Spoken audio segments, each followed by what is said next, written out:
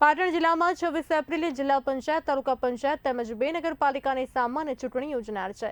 ચૂંટણીને ધ્યાનમાં રાખીને જિલ્લા ચૂંટણી અધિકારી અને કલેક્ટર તુષાર ભાટે મતદારોને બહોળી સંખ્યામાં મતદાન કરવા અપીલ કરી।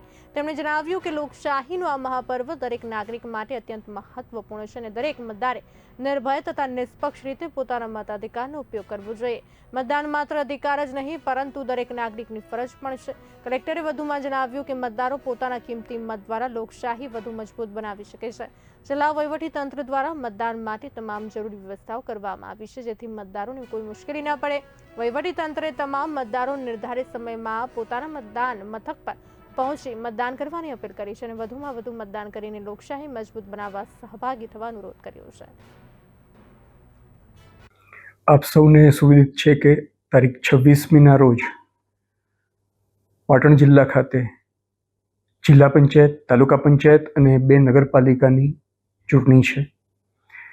આ દિવસે બહોળી સંખ્યામાં આપ સૌ મતદાન કરો એવી મારી આપ સૌને આગ્રહભરી વિનંતી છે, જેથી કરીને લોકશાહીને આપણે વધુ મજબૂત બનાવી શકીએ।